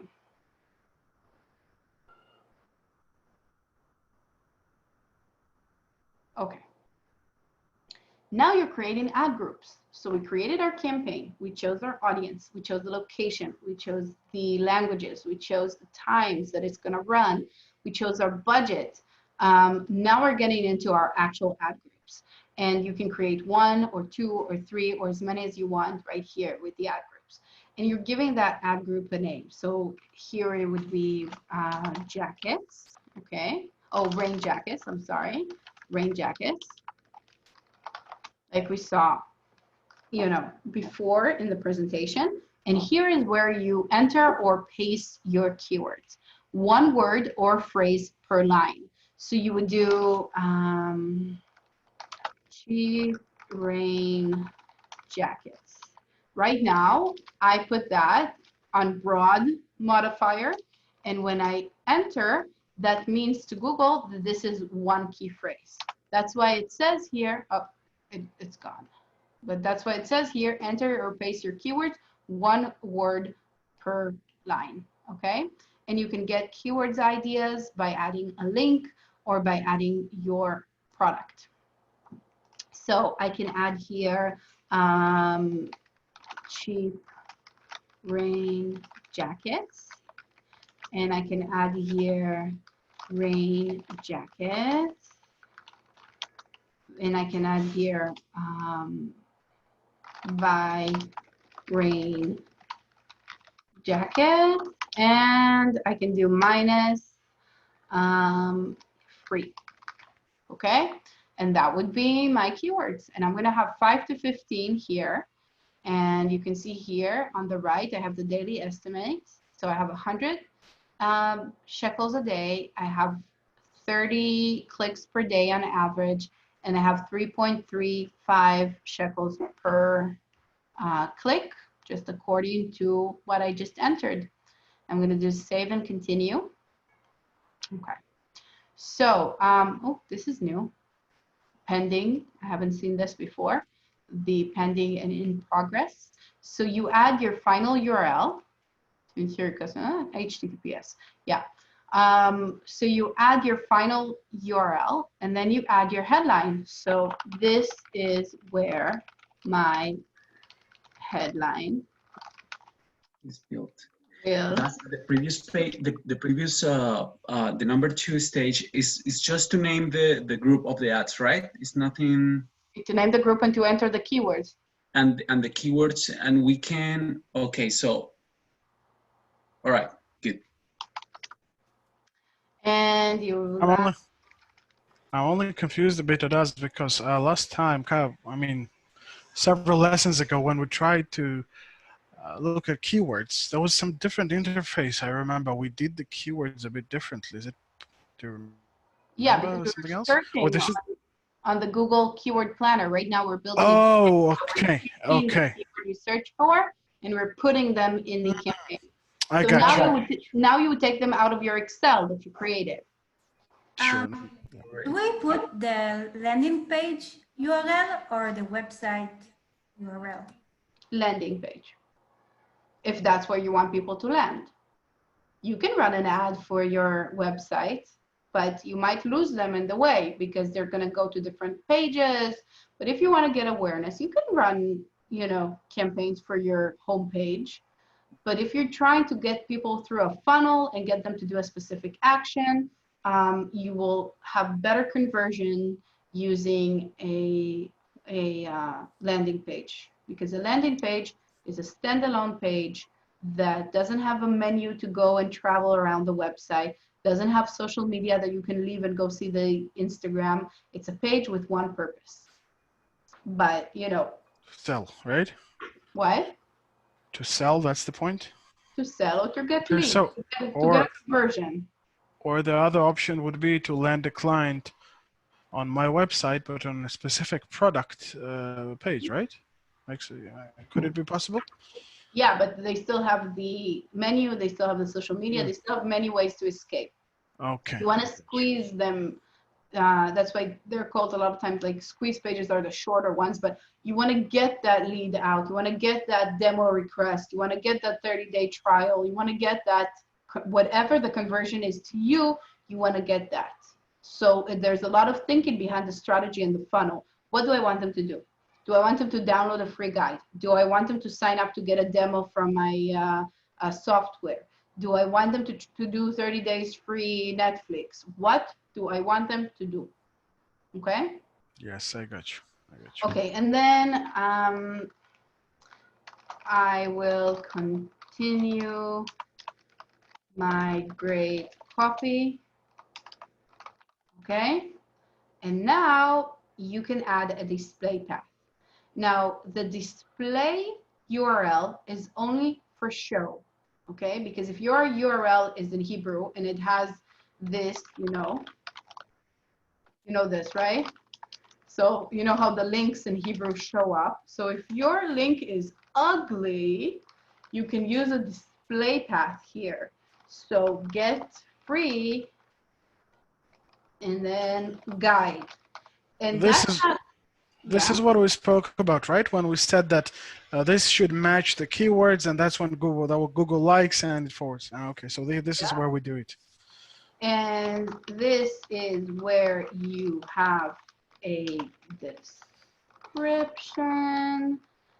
And I will add that also here. You want to have everything filled out.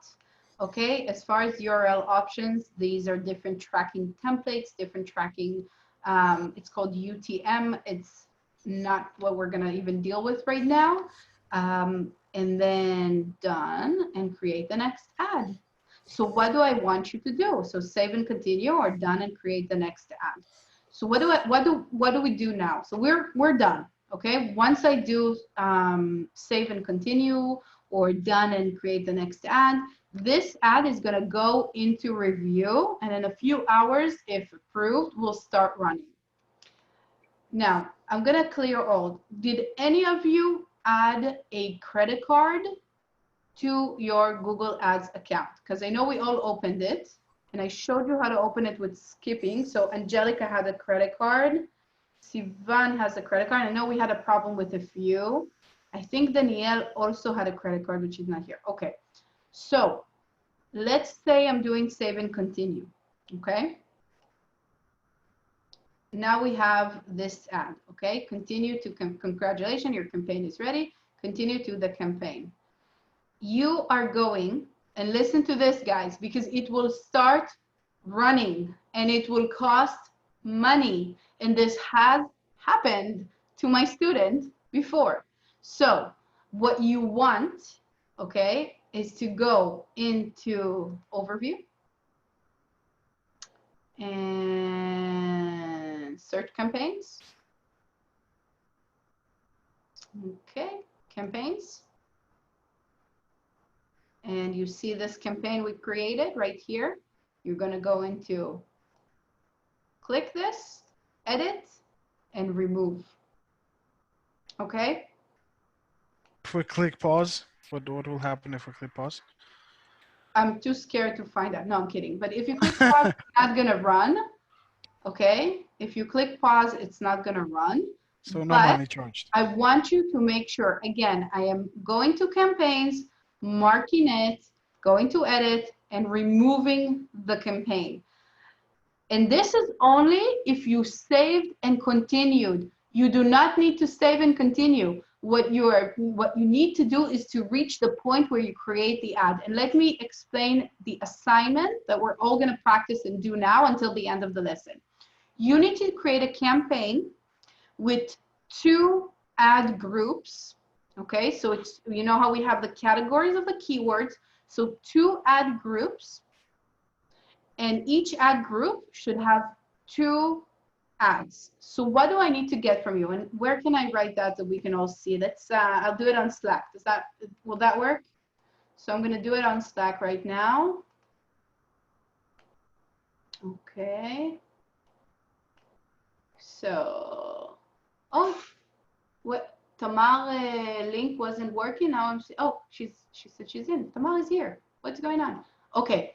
Tamar, are you here with us? Everything is working for you. Okay, great. Okay, so I'm adding here to the Slack. So please create one campaign, 2 ad groups, 2 ads for every campaign. So how are you going to show that to me? If you want to do it right now, that's great. How can you show that to me? I want you to take a screenshot of your ad groups with the keywords you've entered. And I want you to take a screenshot of every ad you created. So how many screenshots should I get? 3. 4. 4. 4. Why 4? 2 campaign, 2 ads, 2 campaigns. No. 1 campaign, 2 ad groups, and 2 ads for each ad group. So, Yeah, so it's 4. No. Wow, well, we have 2 ad groups. Okay, so you're gonna show me 2 screenshots of the ad group with the keywords, and then 2 ads to run A/B testing for each ad group. So you're gonna show me 4 ads. This is so much more fun when I have a board that I can show and write and draw on. okay. But 6. 6. 2 ad groups with different keywords group, and 4 ads. 2 according to each group of keywords, each ad group. Anyone has a question? This is the time to ask. Okay, so I'm going to stop this. Sorry, just to make sure. So it's 2 ad groups. 2 ad Okay. groups, 4 With ads. 4 ads. Yeah. Okay, so and the 2 ad groups has different keywords, 2 different set of keywords for each group. Yeah. Okay. No. 2. Yeah.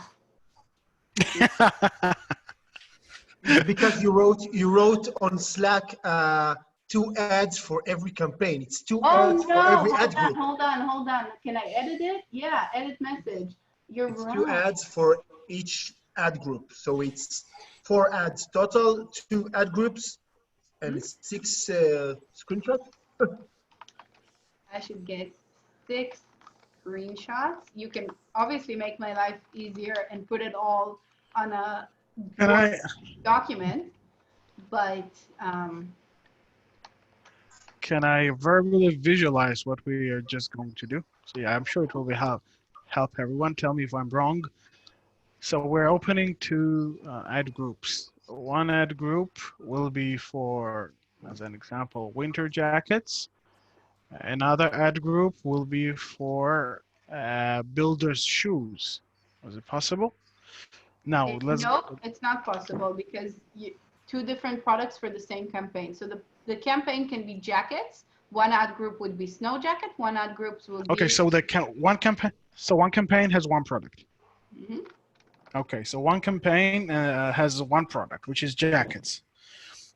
we have two groups. One group is a winter jacket, another group is a rain jacket. Yes. Yes. Now the group which has a winter jacket goes with two advertisements, right? That's what you said. 2 ad groups. Yeah. And I want to Okay. see the relevancy. I want to see that your ad says rain jackets or whatever Okay, so- you're choosing. So one of them, as an example, will be focused on women over 35 with 2 children who searched for X keywords. Another ad will be for men over 35 with no kids who searched for X keywords. Is that correct? Nope. The idea. No, Okay. that's not Or- correct. So let me correct you. Okay. In the campaign level for jackets, that's where you choose the targeting. So it's going to be the same woman with 2 kids interested in coffee, Oh, okay. right? Because we're not choosing the audience in the ad set part. That's in Uh-huh. We're Keywords is choosing just keyword. the keywords. Okay. Okay. So one campaign for one of your products or services in your business, one campaign, Mhm. and then when you choose the language, you choose the location, you choose everything, so you will get to the ad groups part. Mhm. Give the ad group a name, add your 5 to 15 key terms, the way we Mhm. just showed, Yes. and screenshot that, okay? Once you screenshot that, go ahead and move to creating the ads. Now, in order for you not to save and continue, write one ad copy and then delete it. Just literally delete what you just wrote with Yes. a backspace, and then write another one. So you don't need to save and continue. And if you have saved and continue and you do have a credit card on your account, please make It will. sure. No, you I understand. delete it. I understand. That's not a problem. I'm just trying to make sure that I understand correctly so that my work will be productive. Yeah. So Now- what am I now- looking for? So now the first part is understandable.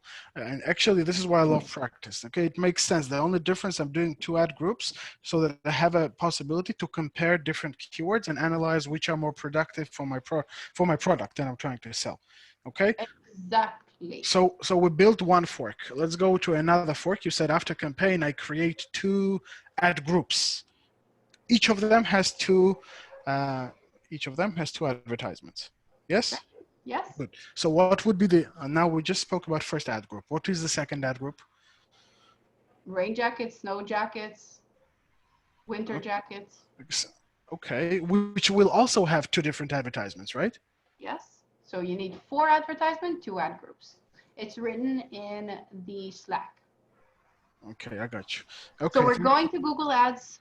We're going to search in the search bar at the top, new campaign, and you will start from there. I want you to go ahead and start right now. Go to Google Ads, sign into your account, search on the search bar on the top, new campaign, and get started. And I know it's a little bit scary, but I'm here and I want you to just face it and deep dive, and you can do this. Trust me, you can do this. So Hadass, my thing looks different than what you were showing us. Show me your account, please. Yeah, share it, please. Okay, 1 second. Okay. Okay. And then So, yeah. Maybe it's smart campaign, is that? Yeah, it's because it's smart campaign. We need to go to. Should I exit here? Yeah. Maybe start a new one and. No, it's not gonna. We need to change it to the other type. Click on new campaign for a second. Let's see what comes up. Yeah, you're fine. Yeah. How weird. Okay. Thank you. Sure.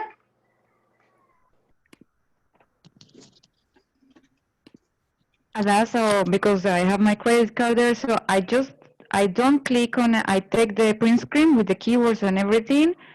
I don't click on save and continue. I just delete all the information and create the other one. Yep.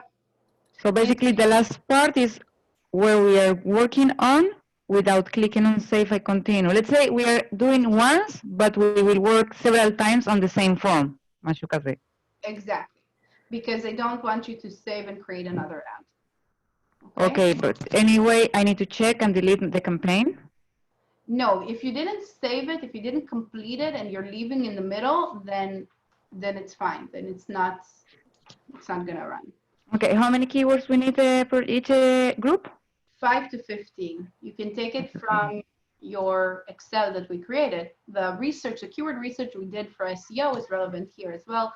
And that's why we divided the keywords into themes. Okay, so for example, in my case, is one can be ad group for eggs, organic eggs, another one for honey, another one for blueberries, because it's organic food, but it's split on honey, eggs, and blueberries, for example, and tutti. So choose 2 ad groups, one in the keywords of blueberries, one with the keywords of honey. Okay. Yeah? Okay, thank you.